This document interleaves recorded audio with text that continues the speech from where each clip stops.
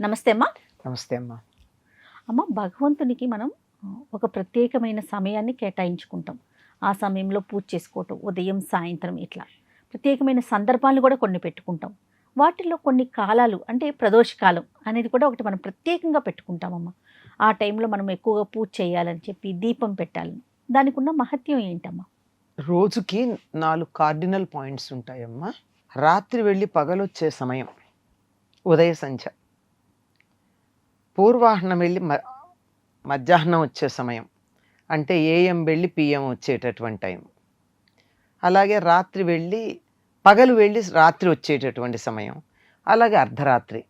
ఇలా దరిదాపుల్లో మనం చెప్పుకోవాలంటే కొంచెం అటు ఇటుగా ఉదయం 6, మధ్యాహ్నం 12, సాయంకాలం 6, రాత్రి 12 దరిదాపుల్లో.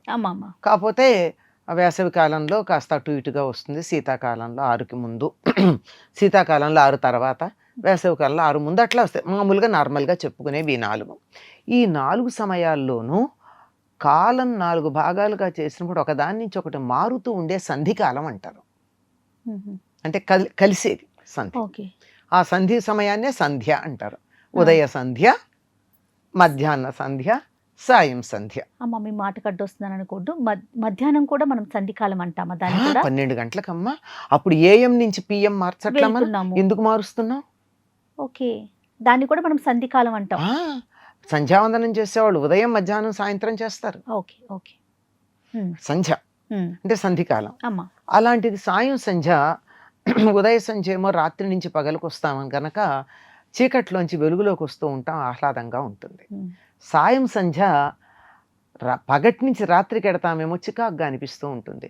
మీరు గమనించండి, రోగులు కానీ చంటి పిల్లలు కానీ ఉంటే సాయంకాలం అయ్యేటప్పటికి కొద్దిగా వాళ్ళకి రోగులకేమో చికాకు అనిపించటం, పిల్లలు ఏడవటం, పేచీ పెట్టడం.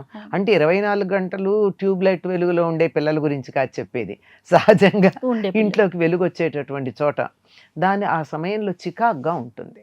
ఆ చికాకు నుంచి మనం బయటపడాలి అంటే ఇంట్లో కొద్దిగా ధ్యానం చేసుకోవడం మంచిది. ఇది లౌకికంగా మనకు చెప్పుకునేటటువంటి విషయం. దీన్ని జానపదులు ఏం చెప్తారంటే, గోవుళ్ళు ఇంటికి వచ్చేటి వేళ, పక్షుళ్ళు గూటికి చేరేటి వేళ అని చెప్పి ఆ సమయం అట్లా ఉంటుంది. పక్షులన్నీ గూటికి వస్తూ ఉంటాయి, ఆవులన్నీ ఇళ్ళకు వస్తూ ఉంటాయి. ఈ సమయంలో పిల్లలు ఏడుస్తూ ఉంటారు, అందరికీ చికాకుగా ఉంటుంది. ఇటువంటి సమయాన్ని మనం సద్వినియోగం చేసుకున్నట్టయితే ఎంతో అద్భుతమైనటువంటి ఆధ్యాత్మిక ప్రగతి వస్తుంది. మనకి ప్రశాంతత కావాలి అంటే ఇప్పుడు సాధారణంగా చూడండి, అందరూ కూడా ఇళ్లలో ఏం చేస్తారు, పగలల్లా ఇంట్లో ఉన్న సాయంకాలం అయ్యేటప్పుడు కాసేపు బయటకు వెడదామంటారు. అవును. ఎందుకు? మధ్యాహ్నం ఎందుకు వెళ్ళరు, రాత్రి ఎందుకు వెళ్ళరు, పొద్దున ఎందుకు వెళ్ళరు? కాదు, సాయంకాలం అయ్యేటప్పటికి. అంటే వెలుగులో నుంచి చీకట్లోకి వెళ్ళే సమయంలో ఒక చోట ఉండాలనిపించదు, ఒక రకమైన రెస్ట్లెస్నెస్ వస్తుంది.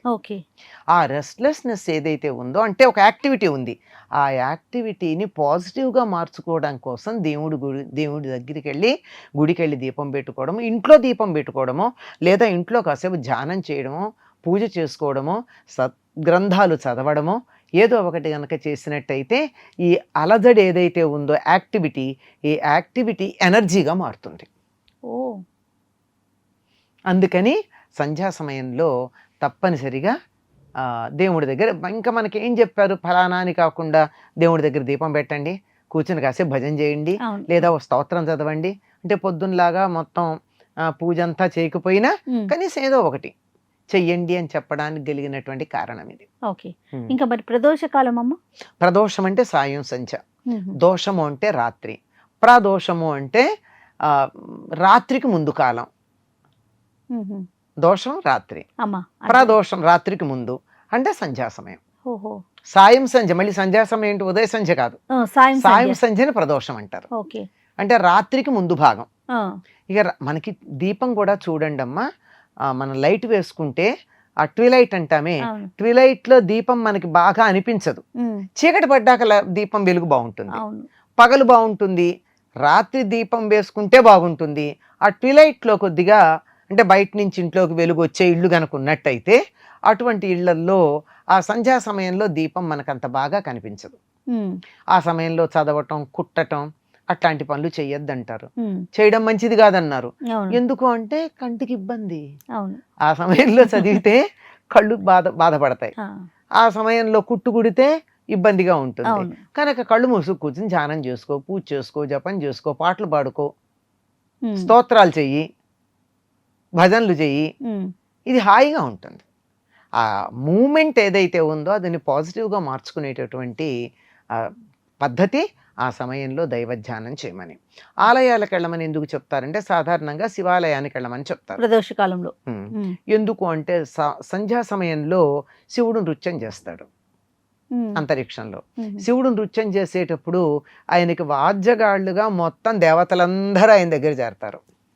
ఉమ్, అంటే ఒక్క శివుడికి అప్పుడు దండం పెడితే అంతమందికి దండం పెట్టినట్టు ముక్కోటి దేవత అందరి దేవతలకు నమస్కారం చేసినట్టు అవుతుంది. కా- కనుక సాయం సమయంలో శివాలయానికి వెళ్ళమంటారు, ఉదయ సమయంలో విష్ణువాలయానికి వెళ్ళమంటారు. ఆలయ దర్శనాలు కూడా ఈ విధంగా మనం పెట్టుకోవాలి. అంటే పర్వాలే, మన సాయంకాలం విష్ణువాలయానికి వెళ్ళకూడదని కాదు, వెళితే మంచిదని. అది ఆ, శివాలయానికి వెళ్ళినట్టయితే ఇంతమంది ఒక్కసారి దర్శనం చేసుకున్నట్టు అవుతుంది అని చెప్తారు. ఉమ్.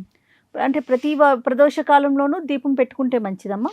తప్పనిసరిగానమ్మా సంధ్యాదీపం నమోస్తుతే మనకి చెప్పేది కూడా ఏమంటారు, దీపం జ్యోతి పరబ్రహ్మ, దీపం సర్వతమోపహం, దీపేన సాధ్యతే సర్వం, సంధ్యాదీపం నమోస్తుతే. సంధ్యాదీపం అంటే సాయంకాలం దీపమే. అంతే కదా. ఆ, అందుకని ఆ సమయంలో తప్పనిసరిగా పెట్టాలి ఓకే. ఇంట్లో. ఎందుకంటే సూర్యుడు వెడుతూ వెడుతూ తన వెలుగుని అగ్నిలో పెట్టి వెళ్ళాట, అంచేత సూర్యకాంతి మన ఇంట్లో ఉన్నట్టే దీపం పెడితే. ఆహా, ఉమ్. ఓకే తప్పకుండా అమ్మా. అది తప్పనిసరిగా పెడతారమ్మా. ఉమ్, సాధారణంగా ఒక సంప్రదాయమైన కుటుంబంలో గనక ఏంటంటే పొద్దున పూజ మగవాళ్ళు చేస్తారు గనక సాయంకాలం ఆడవాళ్లే పెడుతూ ఉంటారు. అది సరే, మగవాళ్ళు చేయని పరిస్థితుల్లో ఆడవాళ్ళు పొద్దున కూడా పెడతారు అనుకో, అదే తప్పనిసరిగా పెట్టడం మంచిది. రైట్. నమస్తే. నమస్తే అమ్మా.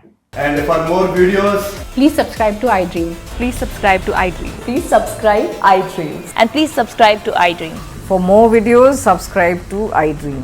please like, share and subscribe to the channel. Congratulations, iDream. Subscribe to iDream. Subscribe to iDream. So subscribe to iDream Media. iDream ki iDream team andarki huge congratulations. Please subscribe iDream Media. Please subscribe to iDream. Subscribe iDream. Please subscribe to iDream. iDream అంటే నా కళల channel subscribe చేసుకున్న నోరు తిరుగుతలేదు, మీరైతే గంట గుర్తు కొట్టండి. For more such videos, please subscribe to iDream. Subscribe to iDream. Please subscribe to iDream. Please subscribe iDream Media. Please do subscribe to iDream. Please subscribe to iDream Media. For best entertainment and information, please subscribe iDream. And don't forget to subscribe to iDream.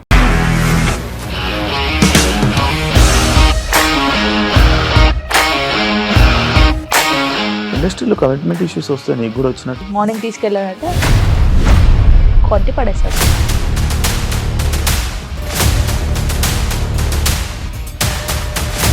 ఒక్కళ్ళు కూడా చూడలేదు ఈ cinema అని చెప్పడానికి కూడా చాలా ధైర్యం కావాలి. అది నిజం కదా, దాంట్లో ధైర్యం ఏంటి? ఇది నెక్స్ట్ డే ప్లేట్ మార్చేస్తే తప్పు కదా. As of now, we are comfortable this అని నేను అనుకుంటున్నాను. రష్మిక గారిది మీది ఒకే ఊరంట కదా?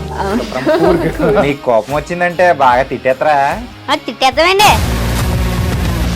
నిజంగా గేమ్ ని ఎలా చేంజ్ చేయగలిగారు? ఏపీఎస్ఎఫ్సి వాళ్ళకి 6 నెలల్లో నేను 6 లక్షలు కట్టా. బిజినెస్ చేయాలనుకుంటే it is as difficult as riding a tiger.